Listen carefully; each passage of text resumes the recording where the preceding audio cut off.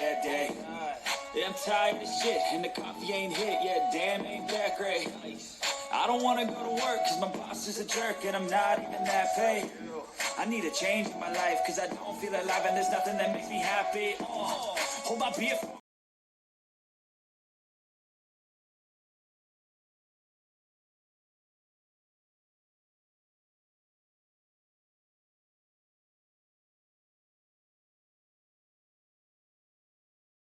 Hello, everyone. This is Pinkie, the housewife.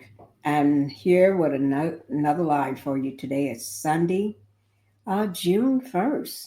We're into a new month. Can you believe it? Yes, new month, June 1st. Okay, let me let me just say everything is alleged. This is my opinion only, and this video is made for educational and entertainment purposes only. Now, what we're going to do, go ahead and get on with the house rules. Let me welcome everybody to the Pink House. Thank you all for being here. Thank you. Before I get started, let me just make sure everybody can hear me quite well. Can somebody put a 1 in the chat if you can hear me? If you can hear me, and I'm speaking, I'm sounding okay, my audio is okay, put a 1 in the chat for me. I would appreciate that. Because I'm tired. You can look at me and tell me I'm tired. Okay, will somebody do that for me? Um, I guess either y'all can't hear me. Okay. Thank you, Petitious. Thank you. Thank you, Terry, for doing that. Thank you, Nate, for doing that as well. Let me just see who all we got in here right quick. Uh, Ann Hepper, thank you for being here. Thank you. And Petitious, happy Sunday. Renita, thank you. Thank you for coming in. I hope you're enjoying yourself. Um, and Terry, thank you. Thank you, guys. Miss Pinkie and Chet, hit the like button. Y'all make sure y'all go hit that like button. Let me go ahead and put it up because y'all know. Go ahead and hit that like button, guys. If you um, coming in, go ahead and hit that like button so that way I don't have to keep bringing it up. It's out of the way and it's done. All right. Like. And remember, it doesn't cost a thing to hit that like button. Go ahead and subscribe to the channel if you have not subscribed. If you have subscribed to this channel, go over to my second channel, Pink Global, and subscribe to that. And Pink Global is just Pink and Global, 2 words, all caps, Pink space Global. All right. Now let's go ahead and get on with the matter at hand. Let me just put up, we're going to have some graphic content here. Yeah, it's not good for everybody. Not everybody can handle it. So trigger warning. All right. Let me go ahead and tell you what we're going to be talking about today. P. Diddy. This is the week 3. We just finished with week 3 of trial for Sean Diddy Combs federal trial. Yes, it's a criminal trial. This man, yeah. But anyway, week 3, I thought week 1, everybody thought week 1 was not going to get any better than week 1. Then week 2 happened. Then it's not going to get no better than week 2. Then we had week 3. It's not going to get no better than week 3. It did. Week 3 is like bombshell. Bombshell. We got Mia. She's the ex-assistant. She testifies in the courtroom and breaks down. She cried. Then they all cried. People was crying. Only the people that got a heart. We ain't talking about the cold-hearted demons. We ain't talking about them. We're talking about real people. We're talking about real people.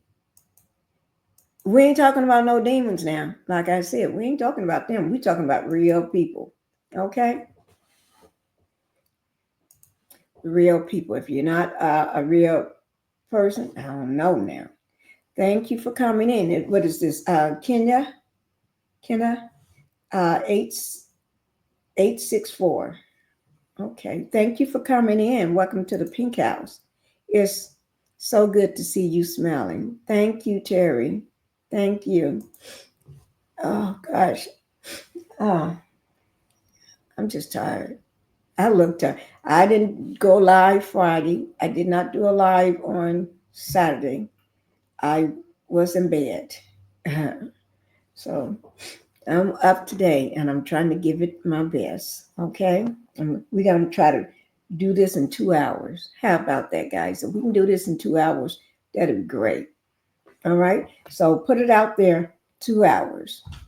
Somebody got to remind me when my 2 hours is up.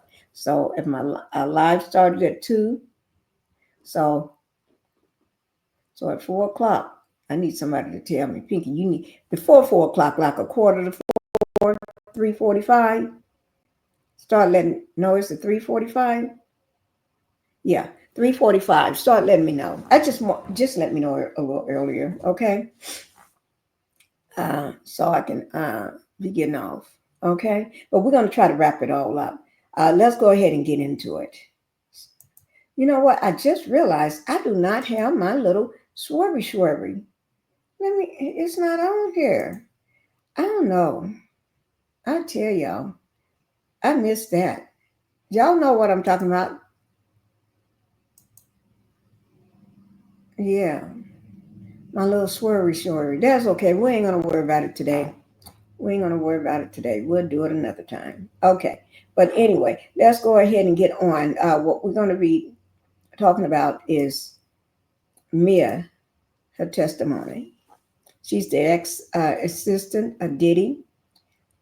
And she wasn't paid for what she was worth. She was making $50,000 a year for a job from hell. That's why I call it a living hell that she was working in. It's not her fault.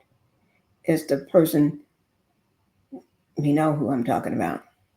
That was the living hell.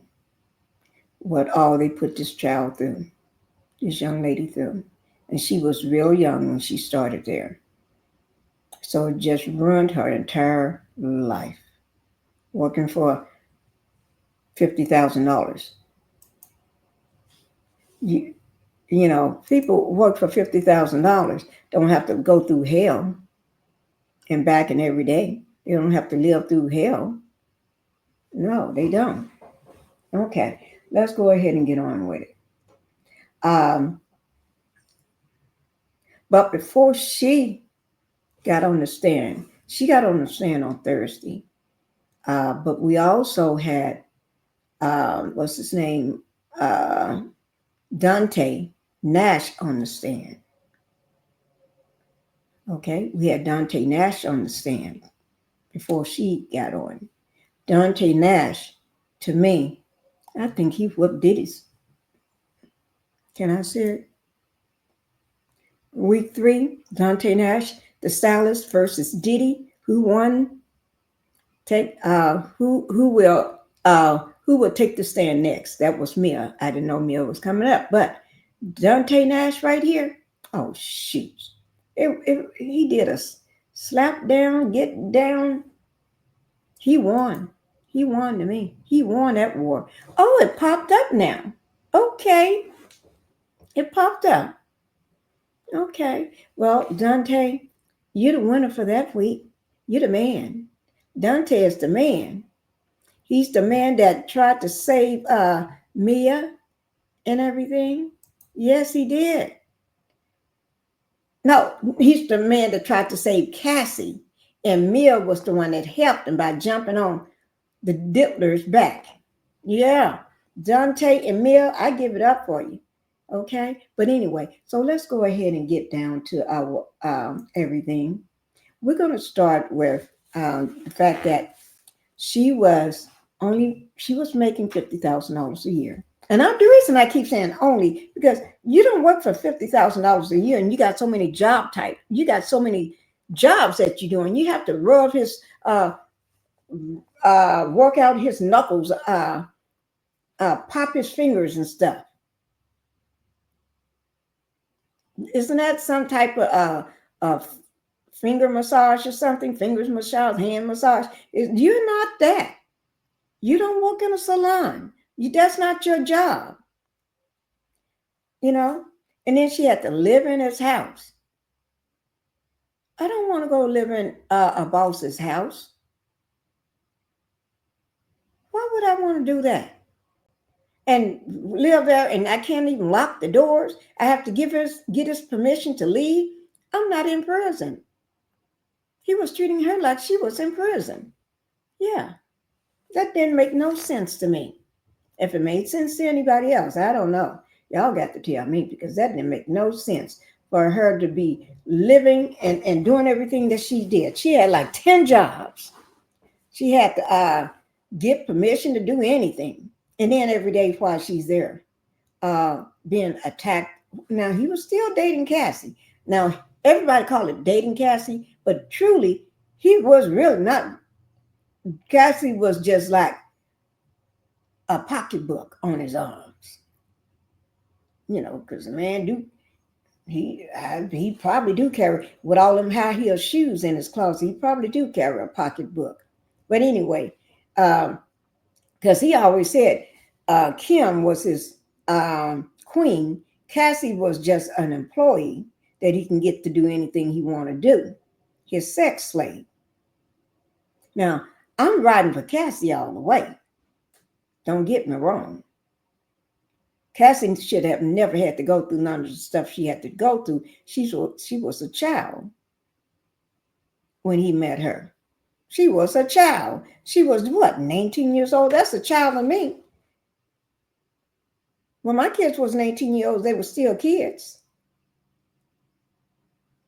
So she was a child, like all the other ones. He hired these people that looks like they need rescuing. They need a ship to come along and pick them up, or come get on this big yellow bus, the big Diddy bus, the big gold bus.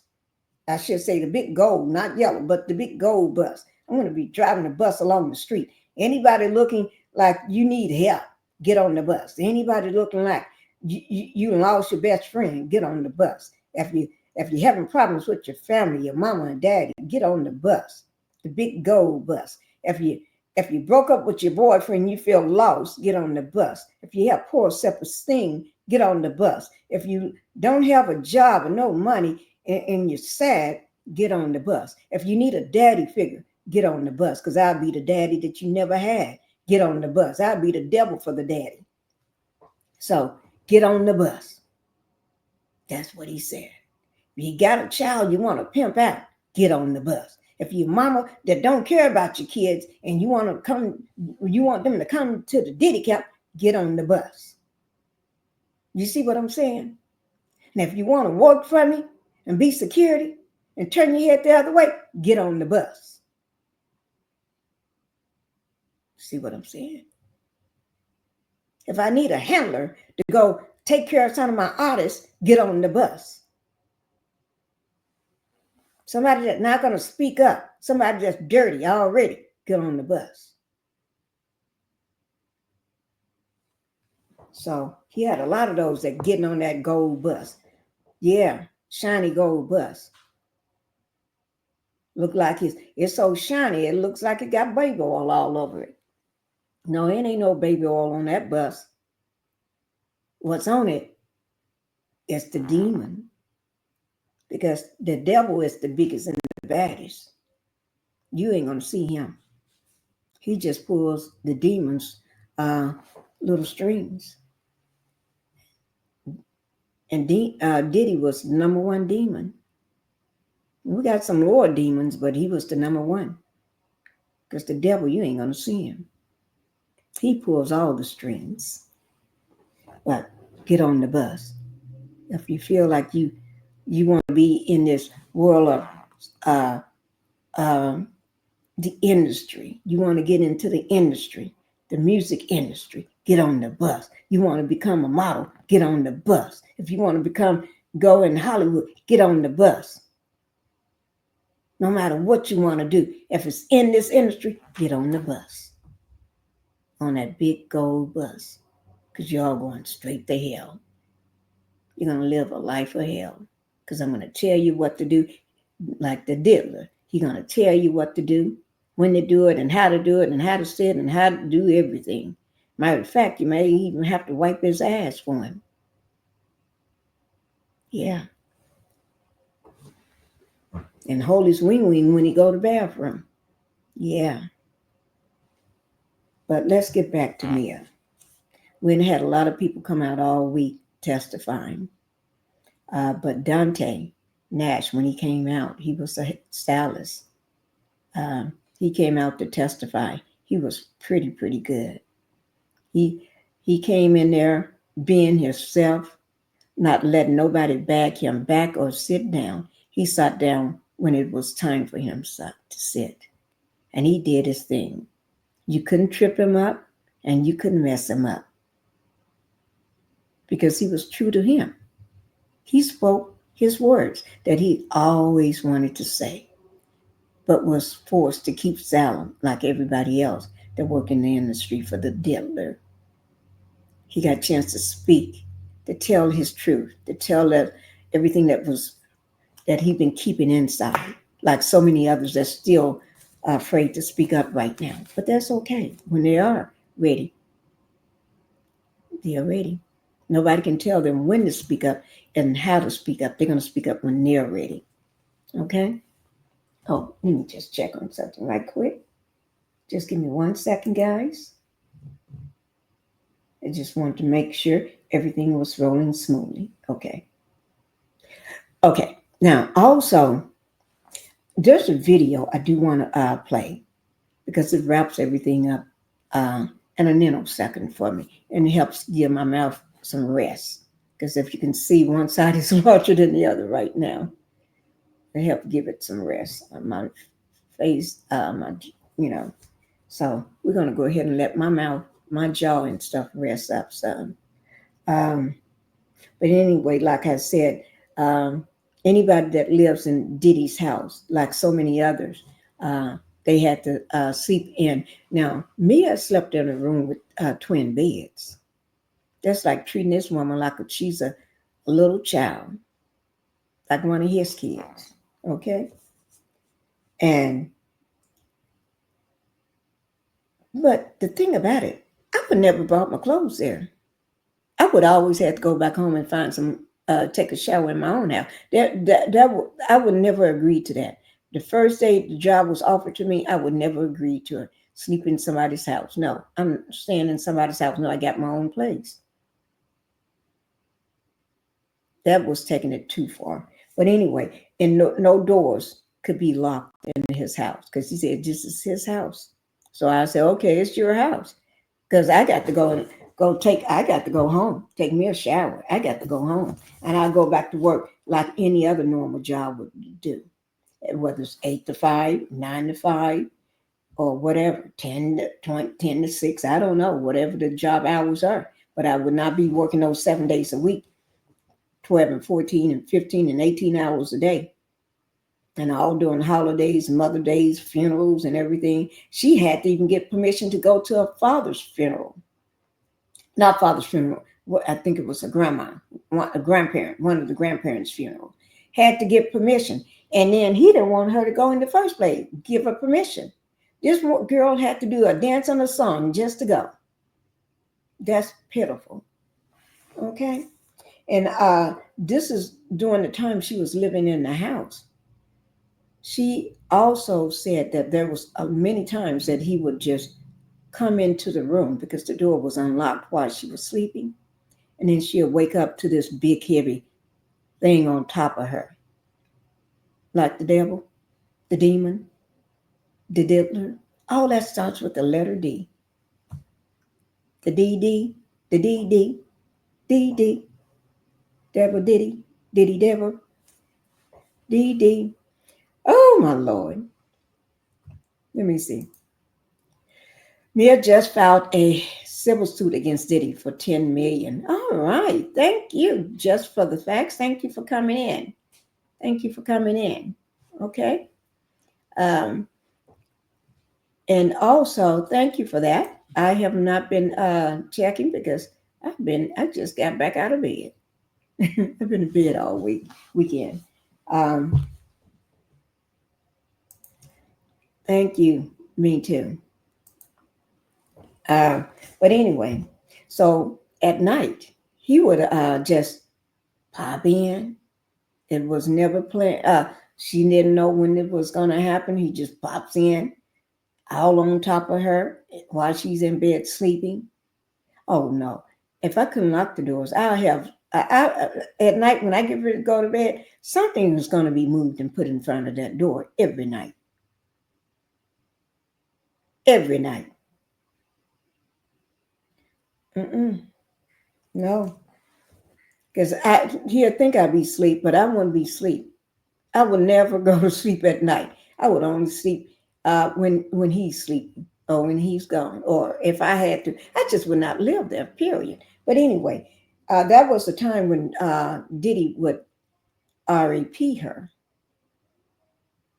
It was never that she initiated, nothing that she initiated, nothing that she was planning on, nothing that she seduced him or dressed for or inappropriate anything. It was just his. He just nasty like that. He just nasty like that. That's all. What else can you expect from a diddler? The demon. He's just nasty like that. Okay? But anyway, and this happened many times. It wasn't just that first time. It happened many times. Unprovoked.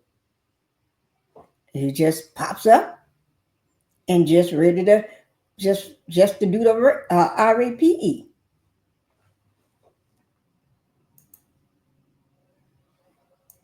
Okay? And now Mia was victim number 4. We are gonna, before we finish this live, hear about victim number 3. Okay? And she never said the word no, because like they asked her on the stand, did you ever say no? She said saying no is like saying no to a sandwich. You can't say no to oh Lord, the diddler. You can't say no to the diddler. If all these big, strong security guards can't say no to him, what can a little person like her say no to? Because one of her first encounters at the job was there was people over, and they all were sitting down at the table or sitting down, and she needed to go and change her. Having every month women have their periods, and she needed to go change out. I'm not going to say what it was, but y'all know what I'm talking about. Women, she needed to go do a change, go to the bathroom and change, and he refused to let her go to the bathroom. So blood started running all down her leg, and instead of no, he wouldn't have to let me go. I've been gone. I wouldn't have to get a beating for that one, because I would be gone. I've been went to the bathroom. Now that's just me. I don't know about y'all. I know a lot of these women. I'm going to the bathroom, regardless or not. If someone is manipulative, threatened, or pressured into doing something, especially through fear or harm. Yes, she was threatened through fear and harm every day, all day. That was an everyday job. Although she was doing a job, but while doing a job, this was an everyday thing. That's a coercion. Yes, it is. Yes, it is. You're exactly right about that. And here it is here. She never consent to any of that stuff, like being RAPE every day, or not going to the bathroom when she most needed to at a certain time of the month, or rubbing his knuckles and stuff, and doing all this crazy sadistic things that he wanted her to do. No, she didn't ask for any of that. She didn't agree to any of that. So we're going to go ahead and get on to that video. So I'm going to pull up that video. Let me see what else. It makes it any consent invalid under the law. It is. Cassie and Mia didn't consent under the law. No, they didn't. So let me go ahead and get into that video for you all. And she said, this is one of the moments that is like, whoa, to me. This is a whoa moment to me. She said, If I said no, he would know. I knew he did something wrong. Wait, let me make sure I get it right, okay? Let me say it. She said, if I said no, he would know. I knew he done something wrong. Ooh, my Lord. That's a moment, that's a wild moment. Like this song that I love, used to play for. There's a song that I used to play for my kids all the time. Jonathan Butler's song called is some of the words that I'm looking at you, looking at me. Wait, I'm looking at you, looking at me, looking at you, or something like that. And my kids just loved the song. Every morning I would play it for them on their drive to school. You know, that was we would play music, and that was one of the songs. And where they would point back and forth when they hear that song to them, to me, and everything. So, but I love that. If I said no, he would know I knew that he done something wrong. That's meaning that RAPE. That means that RAPE. Okay. All right. So let me go ahead and get into this video right quick. Let me see, can I get it pulled up for y'all? Because that's going to give me time to let my jaw rest for a moment. Okay. Give me 1 second. Let me see.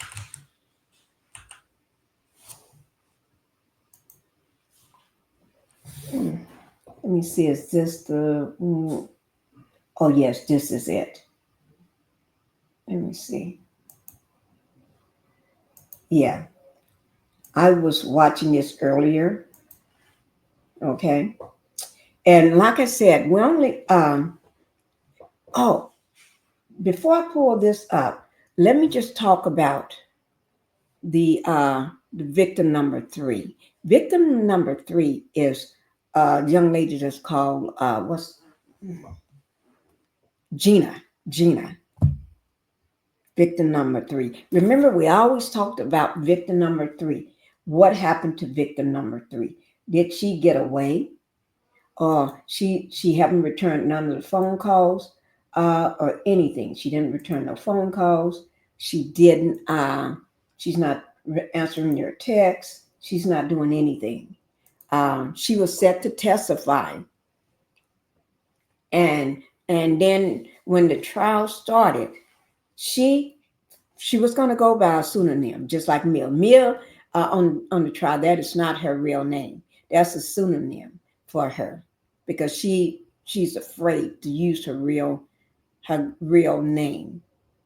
She's afraid of what can happen to her, that you can become unalive or anything like that, But also, at one point, Gina supposed to have been testifying on of assumed name as well. But before that could happen, Gina tells the court, let the authorities know that she doesn't need no assumed name now, that she's going to use her real name. So they all shocked, okay, this is after the trial started, that she's going to use her real name after the trial started, right?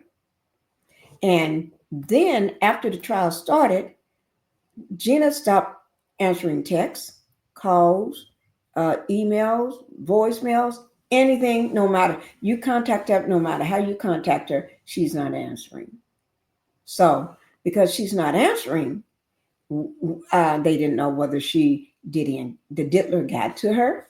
They don't know what happened, whether she backed out on her own or did somebody get to her, did one of the henchmen, security guards, or one of the people, we're going to call them the henchmen, because that's all they are, is henchmen. Did one of those people get to her, or what? What happened?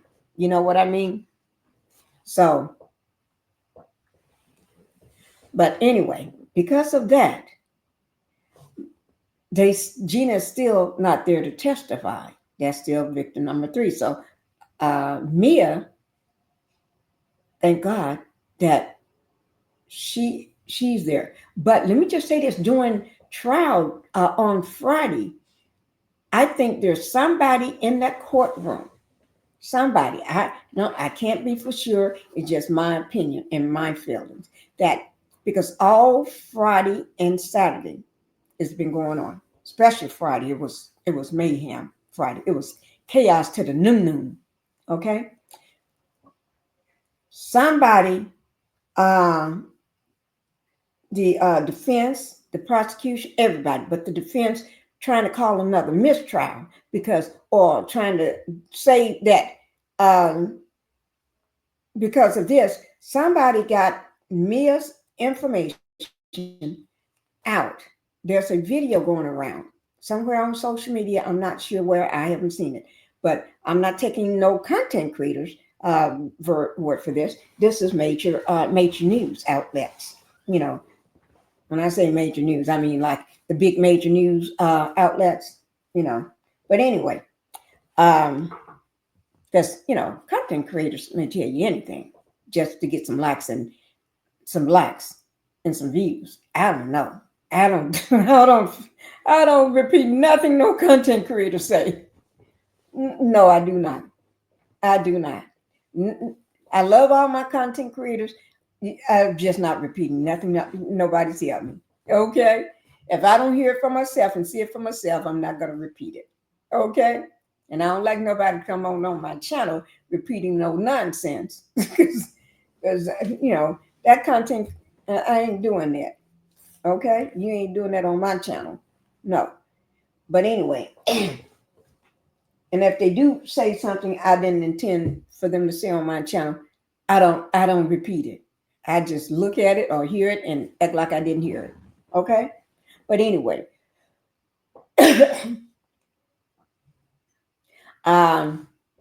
now Gina did she did an interview talking about the situation with the Dippler. And I'm not going to say that blogger's name, but it's going to be revealed on this video. I'll let them say it, but I'm not going to say it, okay? But anyway, she did do an interview, and the same stuff that she said in her interview is the same stuff that Cassie is saying, same things that Mia is saying, and Capricorn and everybody else. She says some of the same things, but exactly the same thing as Cassie was saying or Mia. Isn't that something? 3 people.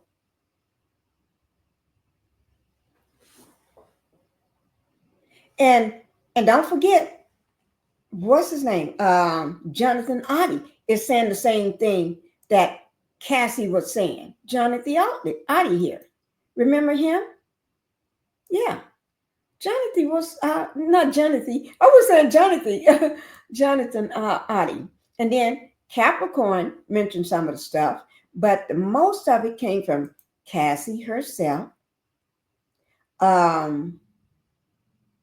Mia, and Mia, and let me see who else did I just say?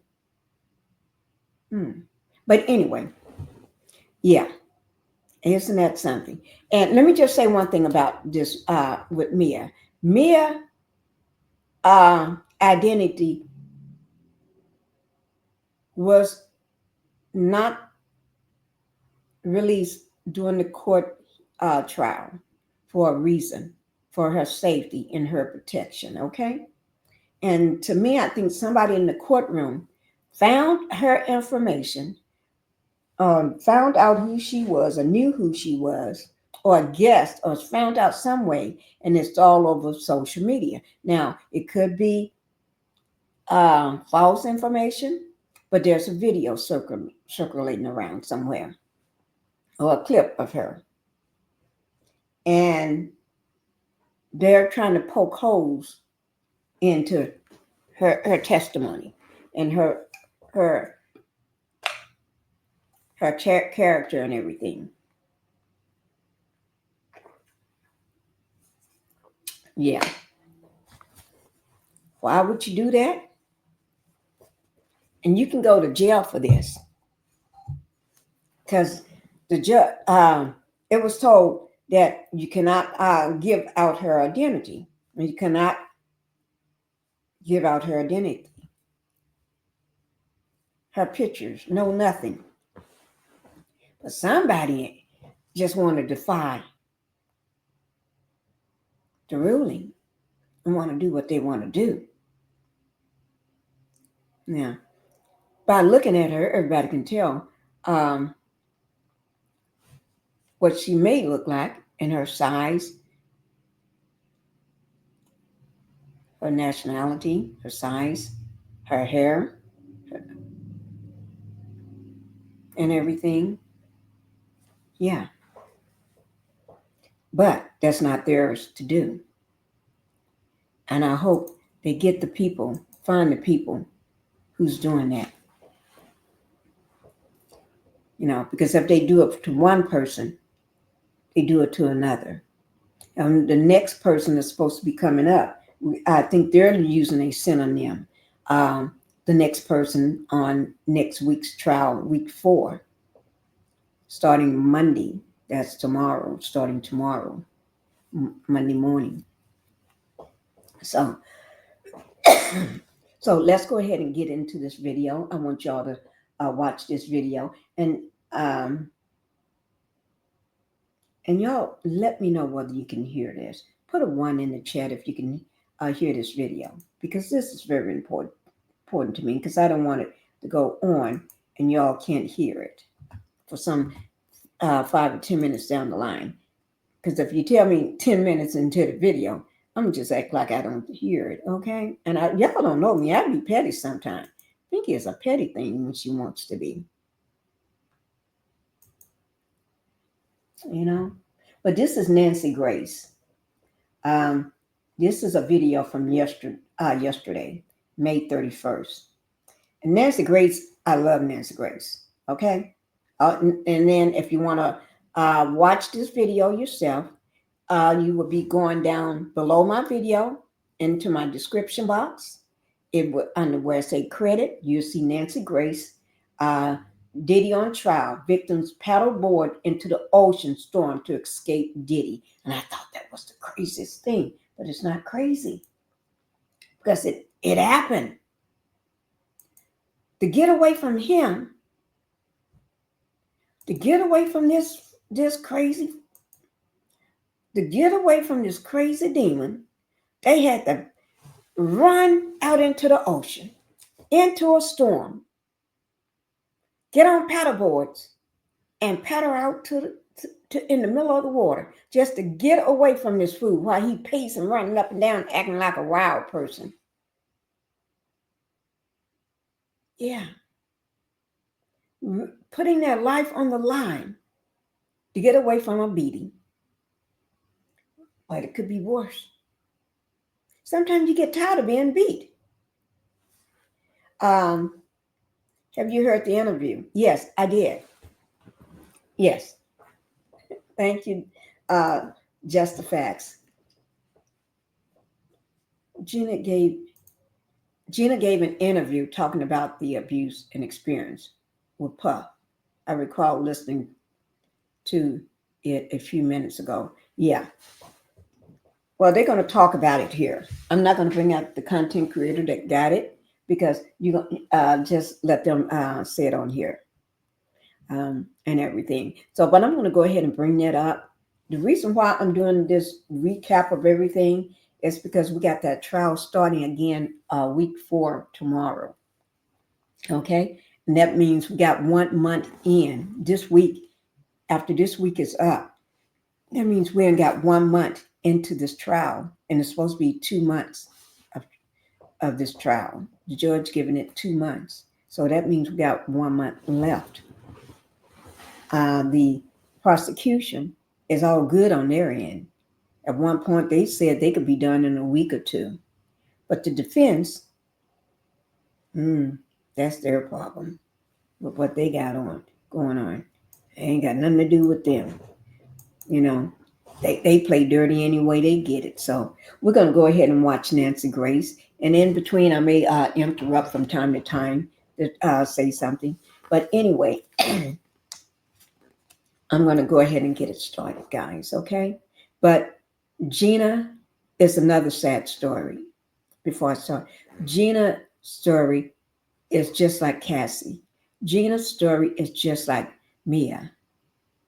Gina's story is just like so many other women, like Kim and all the other ones that was taken down this rabbit hole with no way out.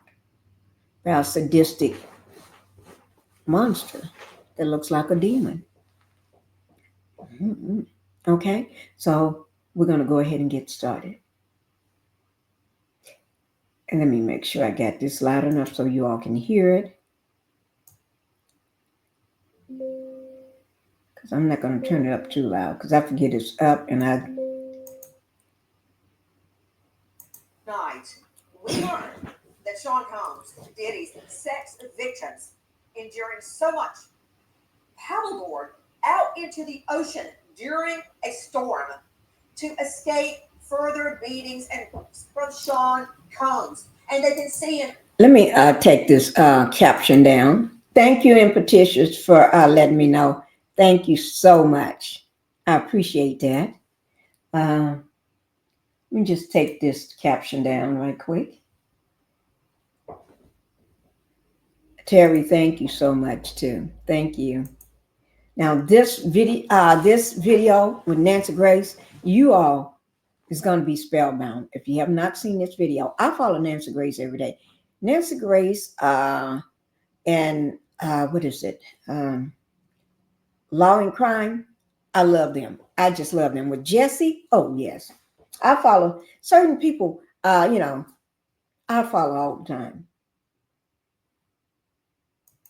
At a distance, pacing back and forth and back Oh, and forth. I forgot to put it back up. Here we go. Let me just start it. Okay. Paddleboard out into the ocean during a storm to escape further beatings and from Sean Combs. And they can see him at a distance, pacing back and forth like a tiger on the beach. Good evening. I'm Nancy Grace. This is my story.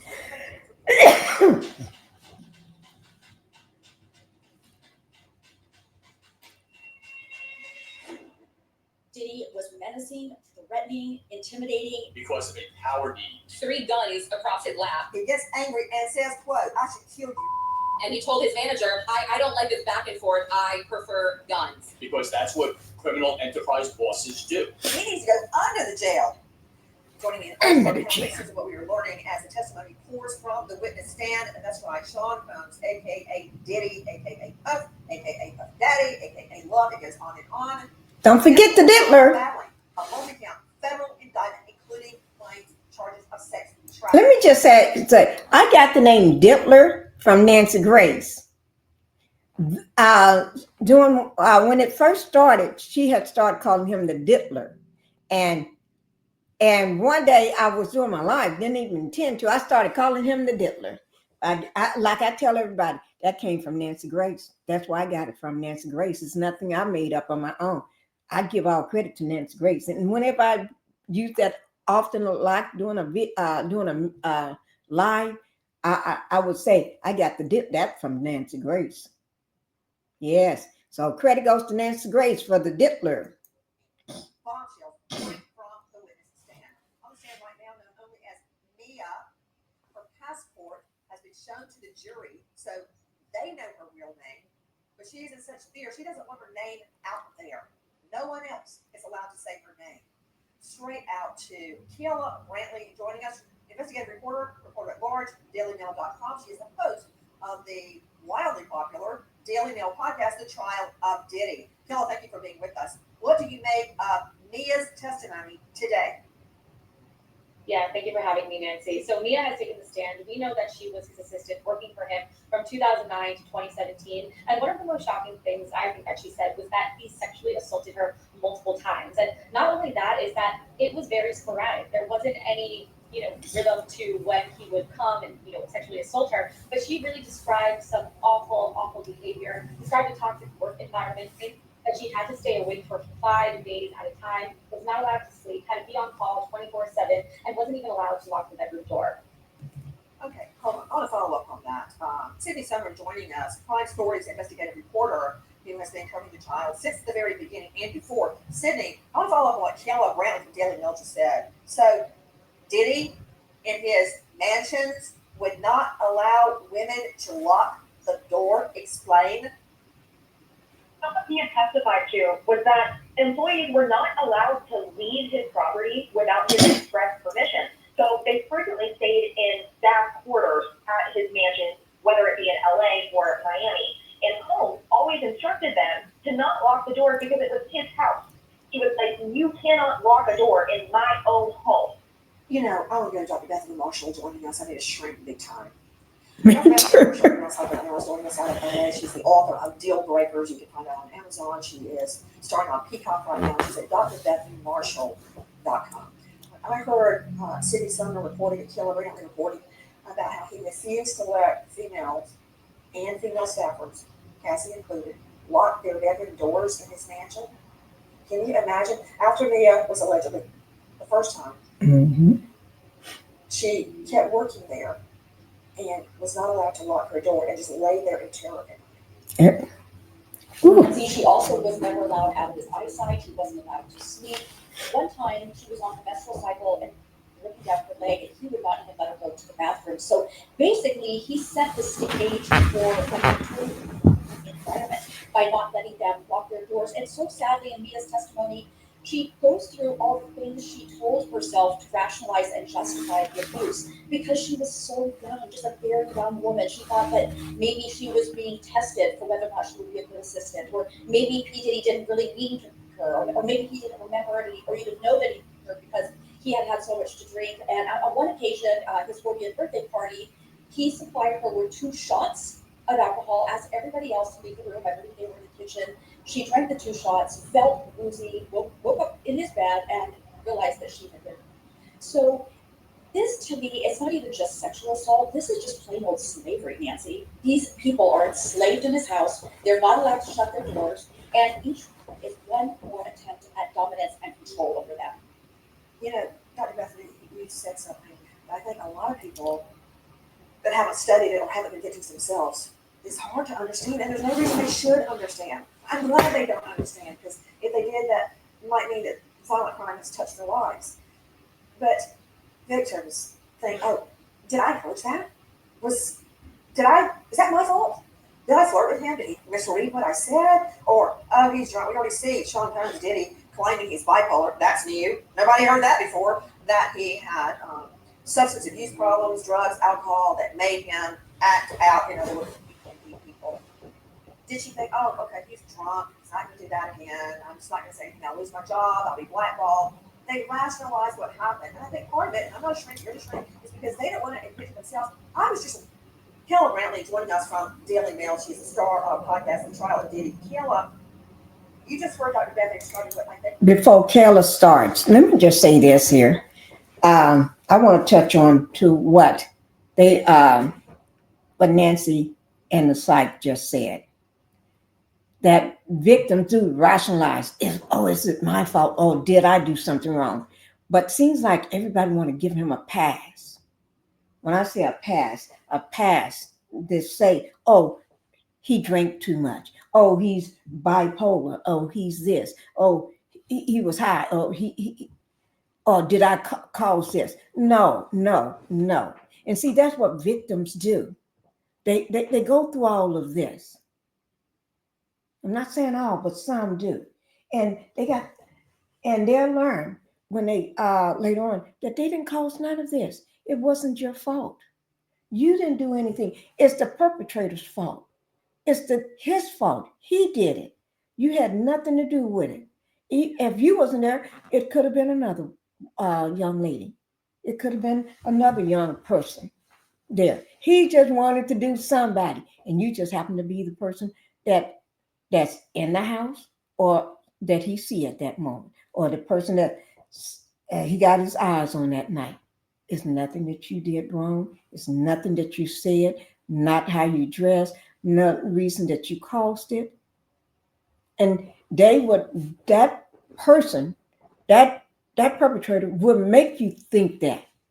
Oh, yes, you did. It's your fault that I did this and you made me do that. You didn't make them do nothing. I just want to touch bases on that. I can't stand. He's using the fact he's bipolar. Why are we just finding out? If you think alcohol was the reason, well, why are you drinking? Do you supposed to be bipolar and doing drugs and drinking? I don't know. Things, Mia's first alleged. What was her exact position? I've heard her described as being an assistant, but she had a lot of duties as Mhm. a music assistant.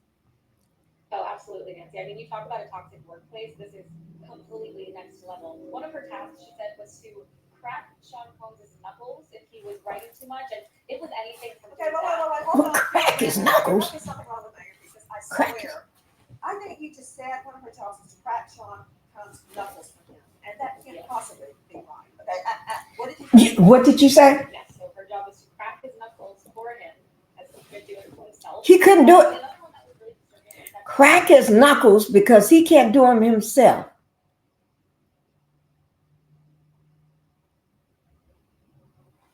Because he can't do it himself. That's crazy.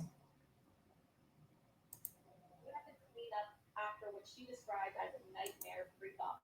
So you can only imagine what the hotel room, what the bedroom looked like. And before the cleaners came in and then potentially, saw things that they shouldn't have and then reported that back to the papers, she would have to go in, clean up what she said was oils, stains, blood even.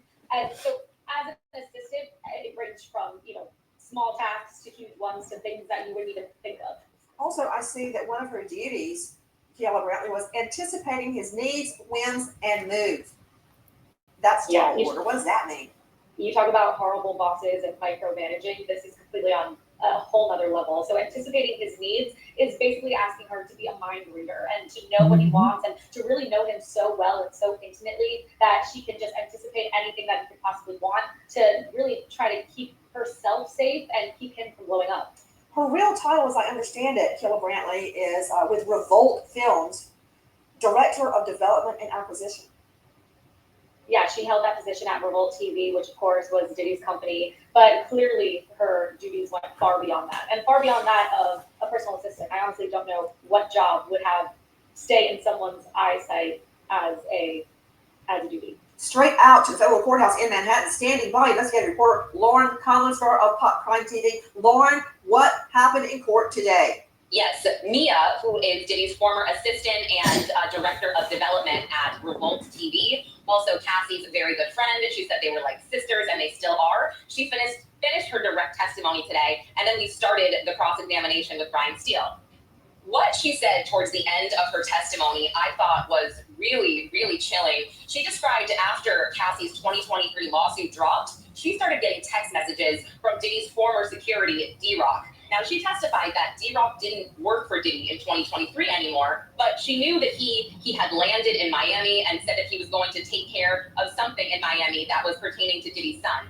So again, this is a few days after Cassie's lawsuit dropped. He called Mia. He said he wanted to talk to her, said, this stuff with Puff is crazy. Cassie and Puff just fought like a regular couple. And Mia described being very alarmed because she thought to herself, look, I want no part of this. And she was confused. She said, D-Rock was there. He witnessed a lot of this. So D-Rock tried multiple times to get in touch with her. And then during he started by giving, or the defense started by giving the jury binders, and inside those binders were social media posts, various social media posts from Mia throughout the years, thanking him for everything, calling him her best friend, and then Mia would respond by saying, that's kind of saying that's trauma, and it was clear to me that she had been through therapy because she referenced her therapist, she referenced being a survivor, and she would say things like, I will leave this up to the experts. Additionally, they pointed out some birthday posts that she made for Diddy. And the birthday was significant November 4th because she told us during her direct testimony, this was one of the first times that he had allegedly sexually assaulted her. So Brian Steele kept bringing up, well, this was a really significant day for you in terms of trauma, but you continue to post year after year these loving birthday messages, even though that this day doesn't really signify anything great that happened to you. So that was the extent of what we saw today, and I believe her cross-examination, but yeah, that's the extent of today. Lauren Conlon, they have saved Brian Steele for the cross-examination of a very important witness, Mia, not her real name, on the stand. Tell me about his demeanor as he cross-examined Mia today. Brian Steele's demeanor towards Mia is stern, but definitely not even close to badgering. He's really just reiterating what we are seeing in a lot of these images, and he's having her read her own words. And it seems like he's just trying to understand where or what her mindset was when she was posting these posts, and when she was saying that she loved him, but also felt traumatized by him. And by the way, Mia's response to a lot of that also was the fact that we're seeing these pictures on Instagram. And Instagram, at one point, was a place really where everybody seemed to lie about their life, wanted everyone to think that their life was so great. And I think a lot of people could relate to that. But overall, Brian Steele, I think he's doing a good job. Again, he's definitely got to be careful. I think that there's a very fine line that he really can't cross. So he doesn't come off as insensitive to the jury, or he doesn't come off as a bully. So he's got to be careful, but so far so good. When? Now, let me just say this, that they're talking about the post that she did on social media and everything, but you got to remember, and I see exactly what she's doing. She is doing what you got to stay, this is a way to stay safe. Let me make sure she's not talking about the case. That's 24/7 title monitoring. Okay, no, she's not. Okay. You have to stay safe. When I say stay safe, by posting every November the 4th, to keep his mind from thinking that you're trying to, you're going to tell, or maybe I need to blackball you in the industry. Maybe I need to send a threat your way or something, by letting him think that everything is still cool. You did nothing wrong. Like she said, like Mia said, if I said no, he would know I knew he done something wrong. So if she don't do those posts yearly on his birthday, November the 4th, and let him know, oh, I think you did something wrong, the Diddler. And you don't want a person like him to think you're going against him, or you don't like him no more, or you remembering what he did or anything, because you got to stay safe. Keep your enemies closer. Y'all ever heard the song, keep your enemies close? That's what she's doing. That's what she's doing. And plus, if she don't do this, people are going to make her do it. It's like you can't win for losing. So just go ahead and put it on out there.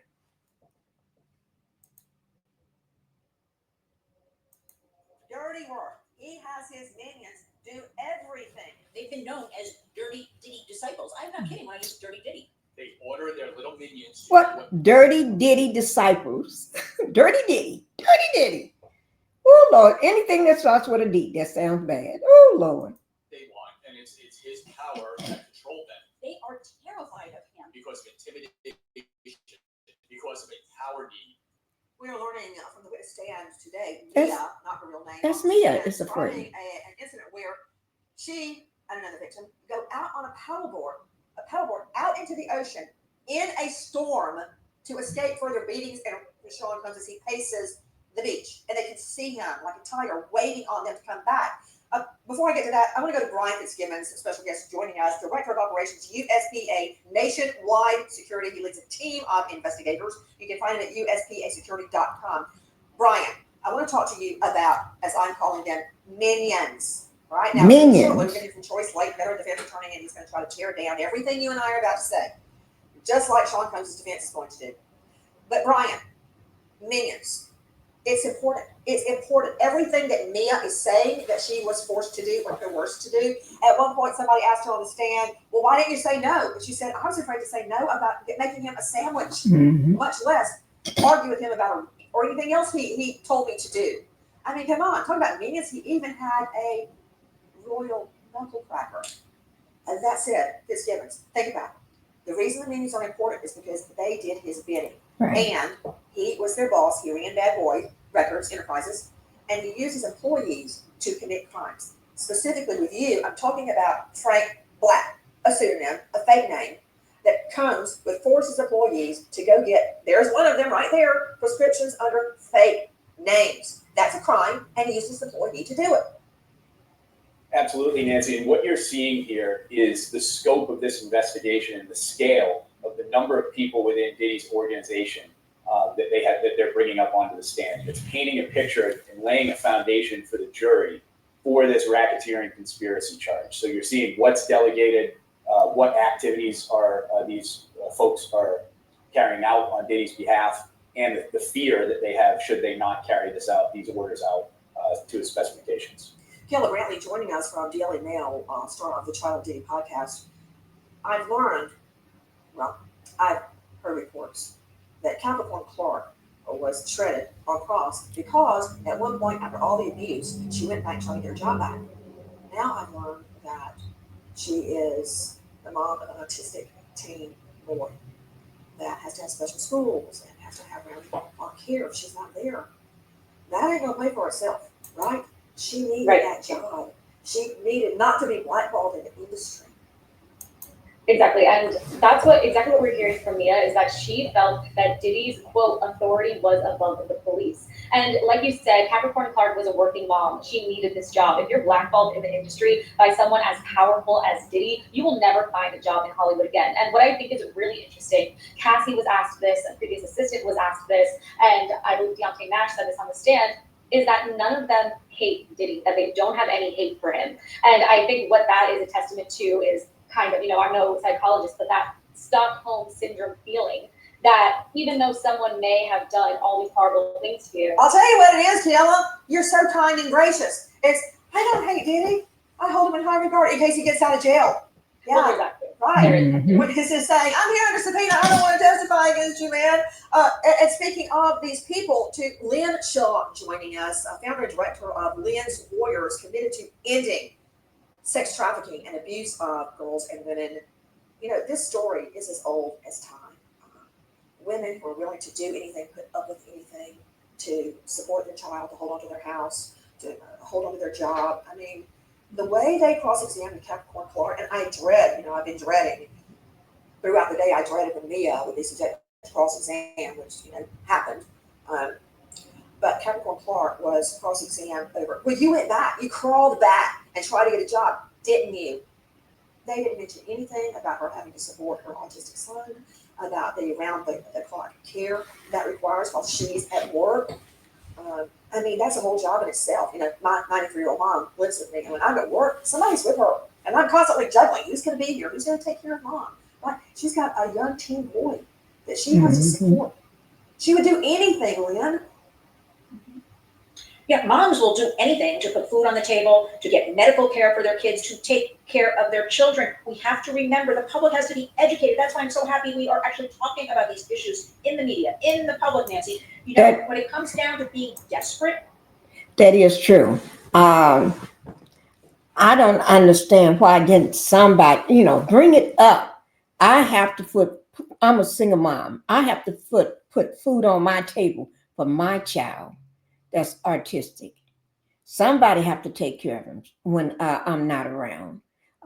You have to bring those things up because the defense act like your life is perfectly fine, that you haven't done, that your life is so well that you don't have no sick kids, no elderly mother or father or nothing, that you just running smoothly. Think everybody got a father at home, a baby daddy at home, or a husband at home that taking care of the other half while you out making some bread too, making money too. No, that's not it. Not everybody got all of that. Not everybody got all that at home. So you have to bring it up yourself, because if not, they're not going to bring up none of that stuff. They're going to act like your life is so perfectly. Now, why are you calling back to this man? Why are you doing this? Why did you? No, you got to break it down for him. Do like Dante Nash. He told him like it was. Yes, he did. Oh, I love it. And every time he come in the courtroom, the judge or somebody else, how you doing? He like, blessed, beautifully blessed, or whatever. Yes, that's how you have to do. Thank you, Alice, for coming in. Hello, beautiful Miss Pinkie in the chat. All is well. Thank you, Alice, for coming in. I'm so appreciative that you're here. We're listening to Nancy Grace. This is from yesterday. This is a recap from all week 3 of the Dipplers, Sean Diddy Combs trial, federal trial. And this is week 3. So we're talking about, in this week 3, we got the Dante Nash. We got the synonym Mia that's using the word name Mia to protect her identity. And then Gina is going to be brought into this as well, and Cassie as well. So it's been a busy week for everybody. All right. So sit back and let's enjoy. And really desperate, and also being part of, I'm going to use the word brainwashed. When you've been involved in something like this, you will do anything. And if you don't have a job, you will go back to that job, even if it's abusive. We deal with the Warriors with stories like this all the time. The women don't have anywhere to go. They go back to that abuser. But I really want to get real here about Triple D. I like to call him Dirty Diddy Degenerate. He has a lot of characteristics of a pimp, of a trafficker. Force, fraud, coercion is the definition of human trafficking. So he's got sex trafficking charges. But I'm hearing about like forced labor, forced into sex. So I'm hoping, I'm praying, because my heart is aching hearing about Mia today, what she's gone through. I've heard this story 1,000+ times, okay? That this can really be laying the groundwork for a criminal enterprise, and that those sex trafficking charges can stick. We need accountability, and this monster must be held accountable. You talked about the Marshall, but Mia, not her real name, I believe was very unique and violent on the scene.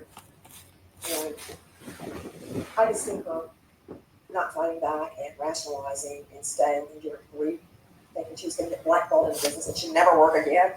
That whole thing. It's so common. And each one of these women that we're hearing from had a lot to lose. Cassie Ventura had her whole career. She wanted to be a star, a singer, and she's talented, regardless of what everybody else is saying about her. You have Capricorn Clark, who needed to support that son. Now you've got Mia starting her job, right? Starting out in the business. She thinks she's got the big break.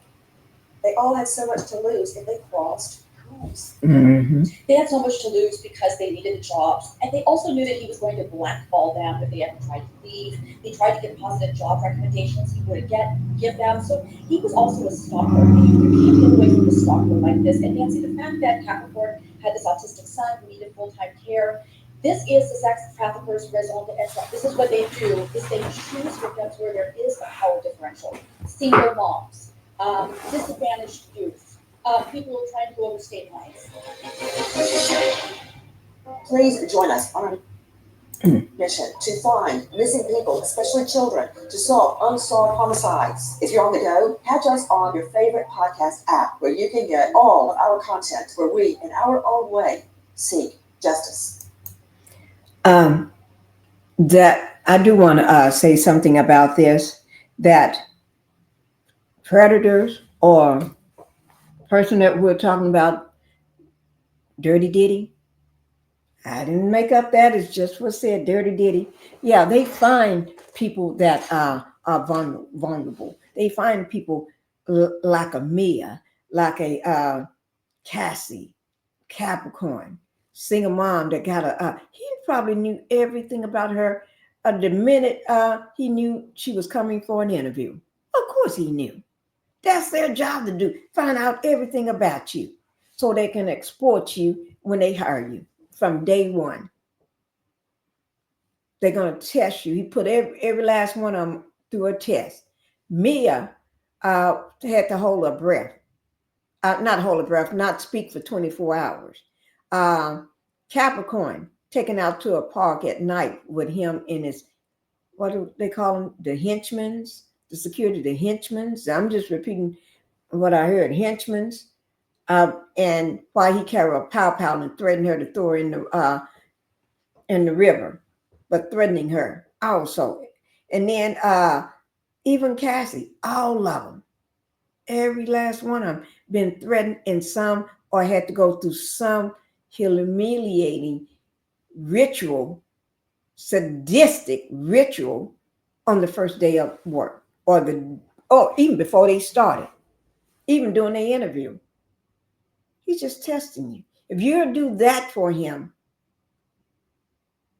while you're being interviewed on your first day, now you do anything. Because if you walk out or you won't do it, then you got to say no. Like Cat Williams says, the minute he starts, you got to say no. So the minute he said, don't speak for 24 hours, I just broke that. Because I got to make a phone call.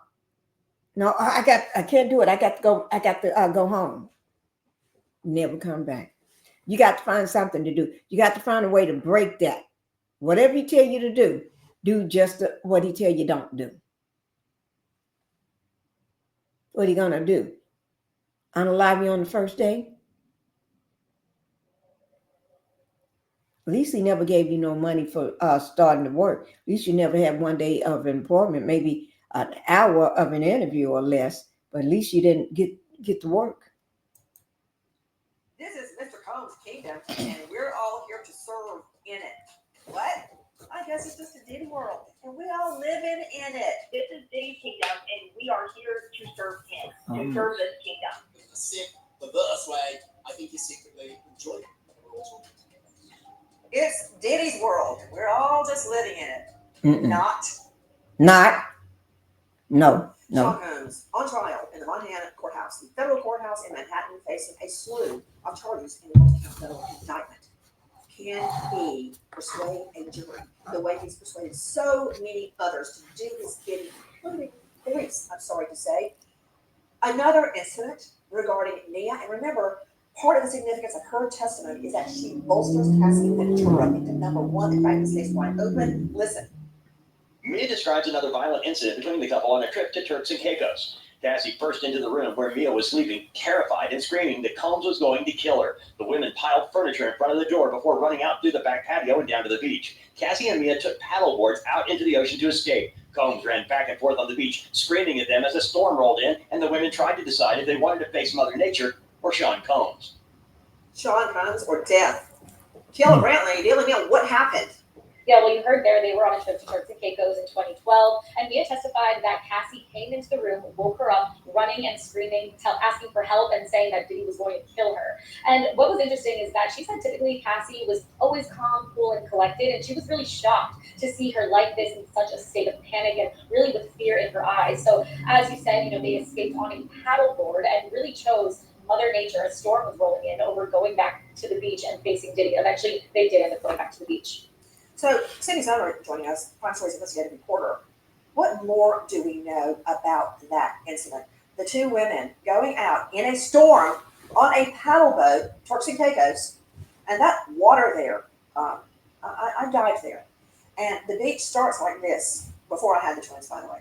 The beach starts off like that, then it drops down. Oh. You can see it in the daytime turn really dark blue very quickly. They were out in that deep water in a storm at night to get away from Sean Combs? Yes, they were so terrified, Mia taking Cassie's demeanor, the level of fear she should feel, that they stood out on that water, on those paddleboards, for God knows how long, debating whether or not it was worth just sitting through that storm or going back to the beach to finish Sean Combs. Again, joining the All-Star panel, we'll go straight now. Brace yourselves. To a veteran defense attorney, it's Troy Slayton. He is based in LA at Slayton Lawyers. Troy, thank you for being with us.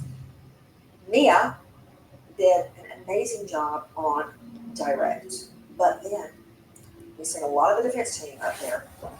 They bring in Brian Steele to do her calls. Let me tell you what I know about Steele. He's very likable. Wait, I was going to say something else. Steele is very, very likable. I've seen him use, as I call it, the Andy of Mayberry cross-examination approach, which, when you've got a witness, it's not going to be a hostile witness. That's a term of art under the law. When a witness will not respond to your questions, you can ask the judge to declare the witness an hostile witness, and you can then cross-examine your own witness if you have to. I've seen him be very, harsh on cross.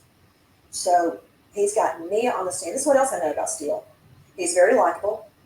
Likable to the other members of the defense bar and the prosecutors. He's always prepared. Because there's a big difference, Troy, as you know. I know all about you. You're always prepared in court. But there's a big difference in someone that's gregarious and has this big personality that doesn't prepare, right? Like Johnny Cochran, my old co-worker, he could carry the day in courtroom just on his personality. And he wasn't grandiose. He was just likable. He really was likable. Same thing with Steele. I know he's a teetotaler. Always been devoted to his wife. Doesn't cheat. That I know of anyway. He drinks practically nothing but water. I know that, I'm pretty sure I've seen him do this in the courthouse, that he usually brings his own lunch, like a nice sandwich. Anyway, those are just some tidbits that I know about him. I'm pretty sure about the sandwich. Can't swear to it. The rest, I know. So he is a veteran trial lawyer, got a great reputation. I think he just got young thug off. That's it. Why have they reserved Steele for Mia's? Don't fight with me. I need him inside. Why have they saved Steele? I mean, he's done other things, but they need a special touch. That's what it is. Nancy, a case can be won or lost on cross-examination. And when you have a witness that is as sympathetic as Mia is, you can't go in with the hard-charging cross trying to discredit her at every step, because then you will lose the white hat in front of the jury. You need the jury to like you as an attorney, to believe you. And so here he has to walk a very fine tightrope and just try and be her friend and point out some things, get her to start agreeing with the narrative that he is going to present, get her to start nodding yes to things that he said. Like, you know, you like, there were other times that you liked working for Diddy. There were times that you enjoyed some of the benefits that came with working with all that lavishness, all that money. You enjoyed living in the mansion and being able to ride in the fancy cars and go on the yachts and take trips all over the world. There were benefits to that. And you never went to the police department. You had an opportunity in 2011. So you're saying that to take the fancy trips and drive around in the fancy car was worth getting 3 times? Right. Is that what you're saying? Absolutely not. But what he's going to do is say that there was a lot of trying to say, riding in that fancy car, being around all them celebrities and being invited to being at his parties and eating all this lavish food and everything, it's worth somebody to come in every night and force themselves on you. That you can't lock your door at night. You got to put up with this person every night. Whether they come every other night, once a week, once a month, but you don't know. So you got to lay there in fear. You know how hard it is to lay there in fear? Just say if just got through watching a scary movie, and it's not equate to the same thing. But if I just watch a scary movie, I'm laying there in fear thinking that monster is going to come to me. But you got a real monster, not on TV that you saw, but you got a real monster. Not too far from you, and that's under the same roof. I don't care how big the house is. When you got a monster, the house doesn't matter, because that monster still free to go anywhere in that house. No doors gonna hold him. No windows, no walls, no nothing. It's just like he can melt through the walls and come on through. So all he have to do is just open the door when he get ready and come on through at any time of the night, any time of the day. He can wait till you getting ready to get up in the morning, go getting ready for work. He can wait till he know that you normally take your shower around this time because he got cameras everywhere.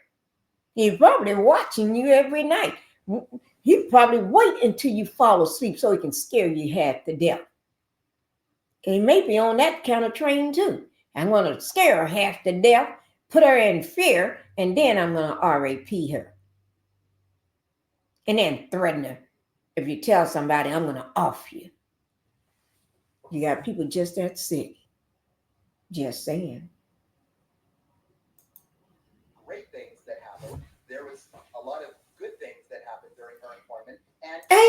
nothing good that happened during her employment. I wish these men would get off this sick train. I don't know, do they have to say that to make money? Just if that's the case, you're just like Capricorn had to come back because she had to take care of her kids. She had to put food on the table.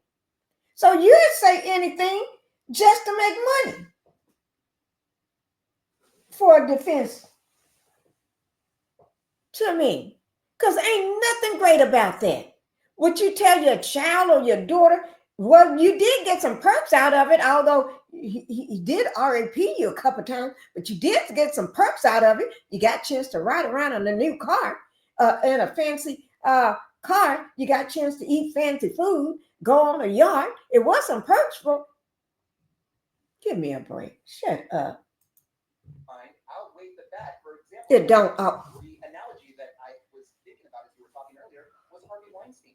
There were women that were willing to sell their bodies in order to get a role on a TV show or a movie. And Oh, he they sound made their pathetic. money You're digging really deep. So I just got to ask you a question. They were Do you gonna ever get hate you. yourself? I was going to ask the same thing. Myself, No, I just love hear all that. You're just like, it tastes bad in my mouth. So they're willing to what? Sell their soul to what? Drive around in Diddy's SUV? Are you kidding? To go to a white Sell their soul so they can so they can be on a yacht with him, so they can get RAP on the yacht by him or whoever that made them other people too. Sell their soul? Oh no, man, give me a break. Somebody need to take him off. party where the freak off goes on upstairs. They get to go buy Diddy's baby oil. Oh, joy. There was a million opportunities to do other things, to work for other employers, to have other jobs, to do. This wasn't the only employer in the entire world. And You're saying the same thing that apologists always say. Dr. Bethany, You're saying the same thing. same thing. Everything that Diddy Why did didn't that she he leave? found awful. Uh-oh. You're saying the Just gonna let same Bethany thing. talk. Okay, Bethany, get it before we start something again. Let's get. Thank you, got him off. Drive is stronger than any other drive we have. And when you believe you are going to be killed, you will not be a perpetrator. Also, domestic abuse is a crisis of boundaries, meaning the victim often blames themselves for the aggression of the perpetrator. So there's this confusion about, well, is it your fault? Is it my fault? And then everything becomes calamitous and breaks out into terror, like when they were out, paddleboarding into a storm. And that also, when the amygdala is very activated, when the fight and flight is activated, you can't think. When we are anxious, we cannot think. So their capacity to even strategize in a basic way was compromised. Mia, not her real name, under cross-examination on the stand. Straight out to special guest joining us, Irv Brandt, former senior inspector with the U.S. Marshal Service. He has traveled around the world hunting down the bad guys. DOJ, attaché to embassies around the world, and he's the author of a series of Jack Solo mysteries. Wow, I wonder who they're patterned after on Amazon. Irv Brandt, thank you for being with us. Do you ever get just exhausted hearing what victims endure, in this case, working ungodly hours? As a matter of fact, I want you to hear this about Mia getting her arm That's slammed slave labor. allegedly by Combs. Combs wasn't just violent with Cassie. Mia describes an incident at the Revolt production office when Combs asked to borrow her phone, then ran off with it. Mia chased Combs and tried to snatch it back, so he ran into a restroom. Mia's arm was in the door, but Combs continued to slam the door shut so hard, Mia thought her arm was broken. When Combs finally came back out, he told her he sent himself her compromising photos, so he had something on her in case she had something on him. It's like he's got something on everybody. Do you ever get tired? It's like second verse, same as the first. And Mia has been on the stand or the cross-exam all afternoon.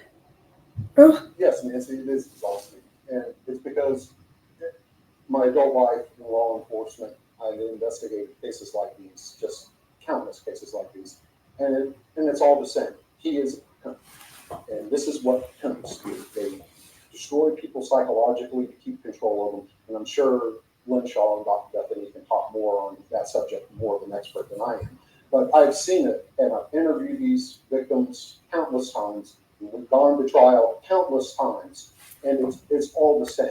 And, people like him, they punish the people, keep them in line. I've heard parents talk about working their girls, and they would intentionally put them out on the street, in the rain, in the cold, just to teach them a lesson. And this is what they do. And he is no different. I don't like anything you're saying. I hate everything you just said, although sadly, it's all true. And now, out of nowhere, we get special trial advice from, who else? Suge Knight, the convicted killer. Listen. I feel if he do tell the truth, he will really walk. He'll probably go out there and say, hey, I wasn't in control of my life at the time. Or accept. Not from our friends at CNN. I feel like if he tells the truth, he really would walk. Obviously, he's not been following the trial. If Puffy goes up there and says, hey, I did all the drugs, I wasn't in control of my life at the time or myself. Troy Slayton from the excellent trial advice from Suge Knight, who's behind bars for murder, his trial strategy didn't work out that well for him. If Combs tries to say, when I committed all these acts, I was high on drugs or alcohol, that's not a defense under the law. No, that's not going to do it. But what will do it for his defense attorneys is showing that all of these things were just, if they were done, they were acts of an eccentric rock star, an eccentric billionaire. But they were not related to a hold on. I must be having They were not related. They were not related to a man in his business interest. He didn't beat anybody. He's just eccentric.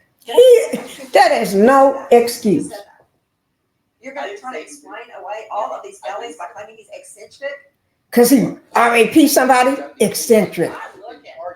He wasn't charged with. He wasn't charged with sex trafficking. He was not charged with. You say tomato, I say tomato. With sending people out into the ocean to passport. Lynn Shaw's going to do a backflip. I don't want to hear it. I don't want to hear it. Smashing someone's arm in the door. All of these things have to relate. That's eccentric. Smashing somebody's arm in the door. In order to advance. Of course, she didn't see his bidding. She didn't want her arm broken. How does that advance his business interests? That they haven't. That could have broke the woman's arm, fool. So I think all court watchers are trying to watch and see how they tie together all these disparate acts to show that it was advancing his business. Okay, listen to more trial advice from convicted killer sitting behind bars. Suge Knight. He can humanize his own self, and a jury might give him a shot. But if they keep him sitting down, it's like he's scared to face the music. That from our friends at CNN. Of course, there's a Fifth Amendment. He doesn't have to take the stand. But I will say this, Suge Knight's right about this. Suge Knight, very talented, still a convicted killer. It looks like he's scared to face the music if he doesn't testify. Okay, Lynn Shaw, did you just hear veteran trial lawyer Troy Slayton refer to Sean Combs' behavior as just eccentric? Eccentric. I'm almost silent, but I'm never a silent person because I can't believe what I had to hear. I'm going to say this. This is the problem we have here with a lot of lawyers with these cases. This is sex trafficking. He's beating people up. This isn't fetishes or weird lifestyle rock star. That's, you got to remember who it's coming from. Eccentric. You almost break a woman's arm. Oh, he's eccentric. You RAP women. Oh, he's eccentric. You threaten people's mother and father that they're going to lose their job, and you better give me $20,000 that I don't need and don't want, but I want to test you. Take out a home loan. Oh, he's eccentric. He didn't mean all that. That he's just eccentric. Give me a break. Give me a break. Got Mia afraid that woman is still petrified and afraid and never will be the same again. But he's eccentric. This isn't just having sex orgies and stuff like this. This is drugging people, allegedly. Feeding Allegedly, too. It's shoving people against walls. It's threatening them. If they leave, they can't lock their doors. They're paddling out in the ocean. This is a little bit more of an eccentric rock star style. He's not even a rock star. This is a human trafficker. He's going to go down. He puts people in these positions they can't find their way out of. And you know what? I'm going to say it again. Force, fraud, coercion, laying the groundwork for sex trafficking and also for a criminal enterprise. And he can't. Everybody, just keep thinking about that Cassie video. He cannot be humanized in any way, shape, or form. Mia, on the stand all afternoon. Now False examination at the hands of a master trial lawyer, Brian Steele. We remember American hero, Sergeant Daniel Baker, Dixon County Sheriff, Tennessee, just 32 years old, shot down in the line of duty. Served LA law enforcement for 2 years, leaving behind grieving wife, Lisa, and daughter, Miriam. Guys, let me just say this. All the eccentric in the world is not going to explain this. That ain't eccentric. He's been eccentric. I don't know why he pulled that word out of his little basket of straws, because that ain't going to work. He's the first person I ever heard say that. Man, he need to go somewhere. Take it somewhere and hide it. Daniel Baker. Thank you to our guest, especially to you for being with us as we wait for justice to unfold in that federal courthouse in Manhattan. Nancy Grace signing off. I'll see you tomorrow night, 6 to 9 o'clock sharp Eastern. And until then. Oh my Lord. This is like calling a cop. I don't have nothing to say about that. Okay. Let me see. My thoughts. Good afternoon, Pinkie in the chat. Diddy needs to be locked up with no possibility of release, in my opinion. Thank you for coming in. I love your what you wrote. I like that. A lot of people agree with you. Yes, a lot of people thinking the same thing as you. All right. Oh, my Lord, I tell you. But we do have Gina. Gina, hopefully, she was victim number 3. And let me see, can I pull up a picture so we can see what Gina looks like, okay? Hopefully, because most times when I've been going to these people's websites, they took them down, or they got written above on their website, nothing to see here. And I'm thinking, isn't that strange? Everybody write the same thing, nothing to see here. Let me see, can I pull it, type it in? Just give me a second.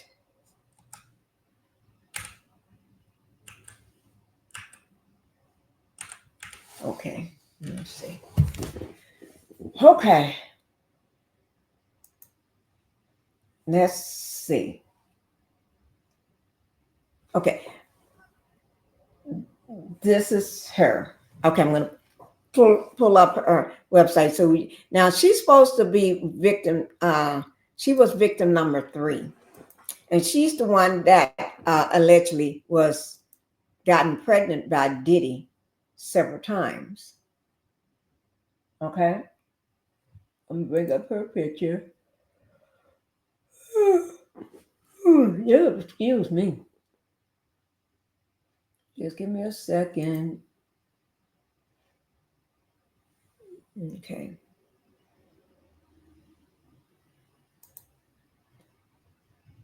Oh, here she is here. Beautiful girl.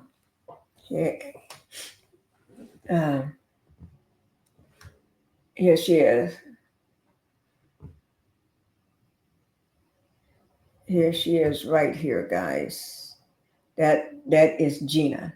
Now she's the one that allegedly is a girl go testify. Oh, Gina wrote New Life, Who Dis? And then somebody typed in, girl go testify. Do the right thing. Stand up for Cassie. Stand up for yourself. You should be in New York City. Oh, my Lord. Ooh. This was written 2 weeks ago. Mm. Mm. Mm. Mm.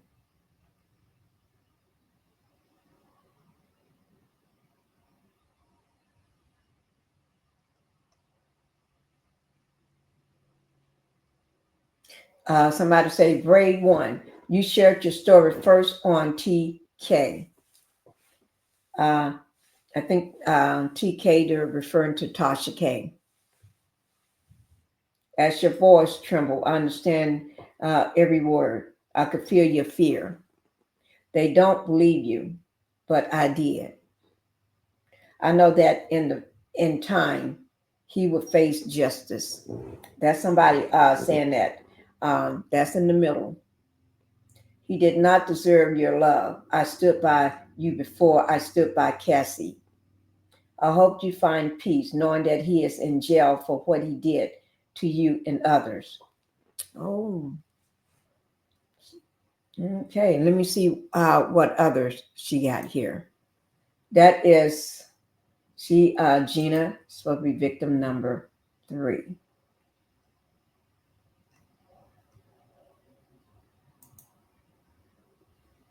Here is another picture right here. Right there. Okay. Y'all see Gina.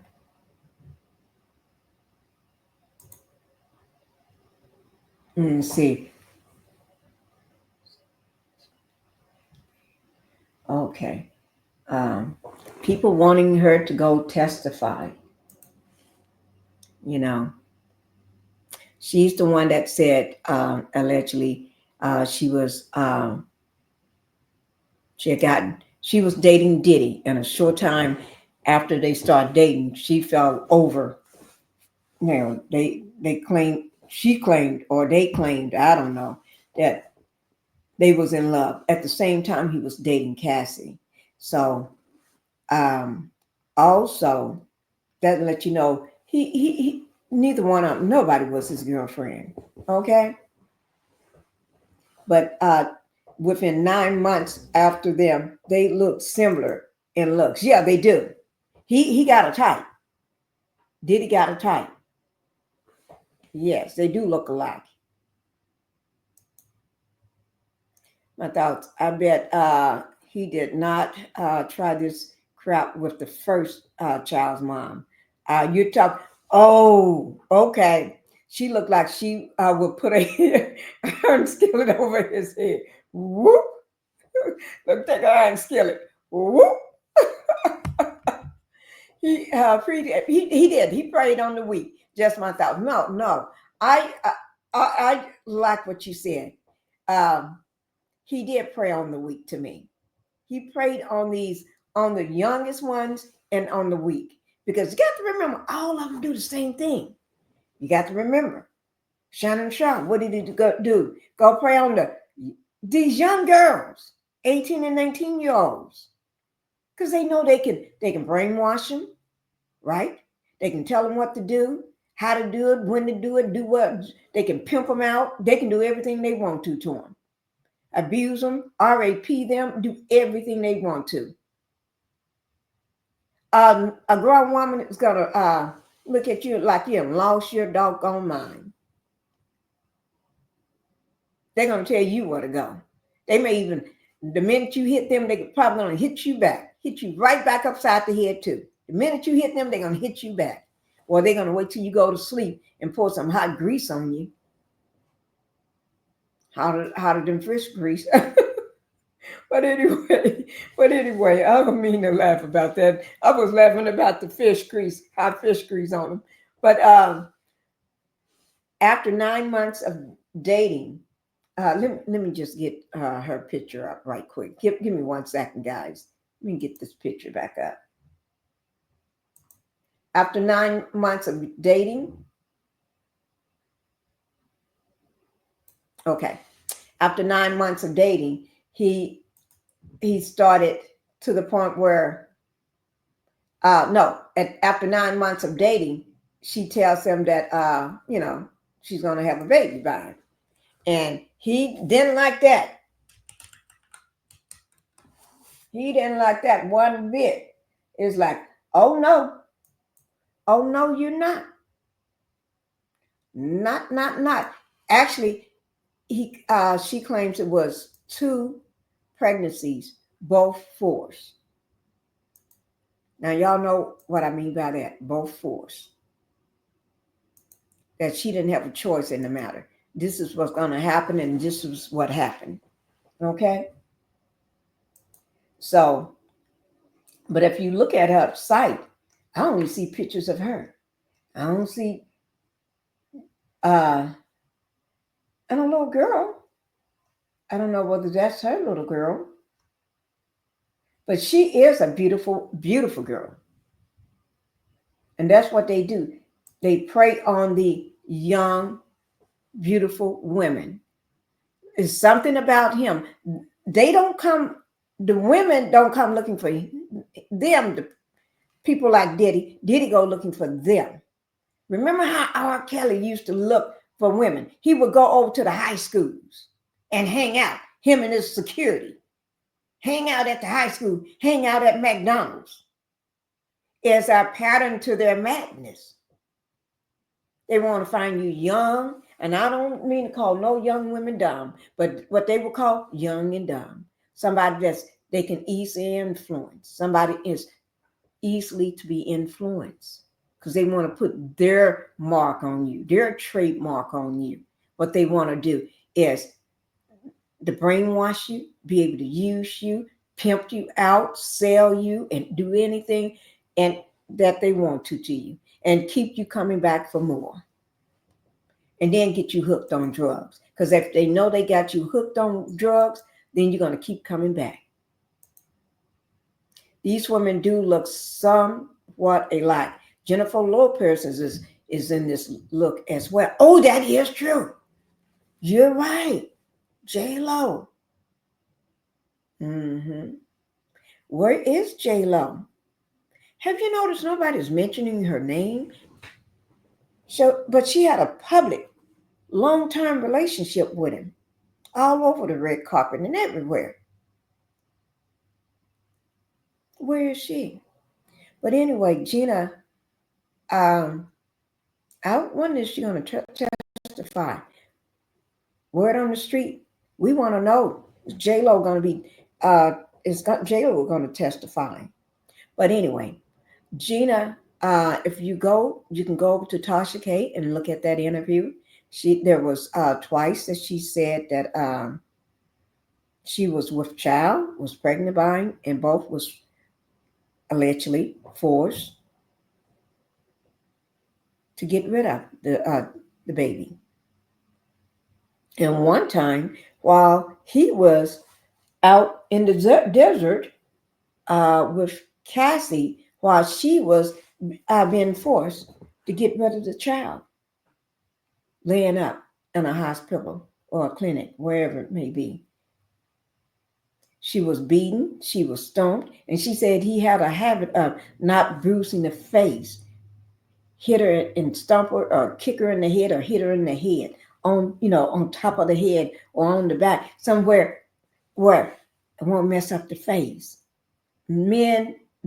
Certain men, patterns of certain men, they do that because they want to be able to hide what they're doing to you. So they're going to do it where nobody will see. That's bad. That's bad. And her story lines up with Cassie, although she's not telling Cassie's story. She's telling her own story, but her story lines up with Cassie. The same thing that happened to Cassie happened to her. And he was seeing both of them at the same time. And also, remember, Cassie was there when Kim was there. And Kim went through some of the same things. And allegedly, Kim had when she was pregnant, had the seat with the people and the men before she have a baby. So when it's time, at a certain time, before you give birth, you have to sleep with all the men of the other men of the little group, called the seance group, or whatever you want to call it. And she didn't want to do it. And she said, because you're a puffy, I don't want to do it. You can stop. And he said, no, you got to do it. You see what I'm saying? What woman? And if a woman can do that and is forced to do that, who say that Cassie wasn't forced and she wasn't even pregnant? Gina was pregnant twice. And you see what happened to her. You see what happened to Mia. You see what happened to Capricorn. You even saw what happened to Dante. You know, Nash. And I say Dante wins. Because at one time, Cassie was being beaten so severely that she got a big gash over her right here on her head. And Dante was the only man to stand up, to jump on Diddy's back, along with Cassie. He was trying to help.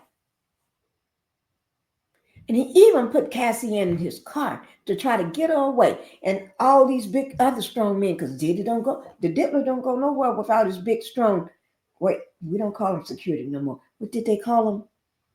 The henchmen. I'm not calling the henchmen. I'm just saying what I heard. The henchmen. You see what I'm saying? Yeah, the henchmen. That's what they're calling them now. The henchmen. And this is the last video I got for you guys. This is only less than it's only 47 seconds. And then after that, we're getting ready to go. Oh, let me take Gina down. Okay. The last one. And then we are getting ready to go, guys. This is with WPLG Local 10. And like I said, everything will be down in the description box below my video. Because we got to go after this. I can't do no more. Can't do no more. But this is just a recap. I don't know how Gina gets back up there. I tell you. You be wondering about some things. But anyway, here we go, guys. This is just a recap for tomorrow, week 4 coming up. The jury has been dismissed until Tuesday after another round of testimony today in Sean Diddy Combs' sex trafficking and racketeering trial. Today, a high-profile witness took the stand. It was rapper Kid Cudi, who dated Diddy's ex-girlfriend, Cassie Ventura. This is video of him arriving at court today, and he testified about his interactions with Combs. Also on the stand, George Kaplan, a former executive assistant to Combs. It comes after jurors saw more evidence that authorities seized when raiding Diddy's Star Island mansion last year, from baby oil and lubricant to drugs and guns. Special Agent Jared Gannon also walked a .45 caliber handgun in front of the jury, and he says was found on the property. Combs is facing 5 federal counts and has pleaded not guilty to all charges. Okay, guys. That's it. That is it for today. And also, I do want to say that I'll be going live tomorrow morning. It would be week 4 on Monday. And so that would be Monday the 2nd. I will be going live on the Sean Diddy, I want to say Diddler, Sean Diddler, the Diddy Diddler, Puff Daddy, Combs, Brother Love, Puffy, Puff, I don't know, whatever. But anyway, I'll be going live on the story tomorrow and everything. So I'll see you at what time. I'm not sure. Whenever I wake up, I'll be going live. But thank you guys. Thank you all for being here. And you all know how we do it when we go out. We go out the same way. But make sure you all hit that like button on your way out. And thank you for being here. Bye-bye. Yeah, I'm tired of shit, and the coffee ain't hit yet. Damn, ain't that great. I don't want to go to work, cause my boss is a jerk, and I'm not even that paid. I need a change in my life, cause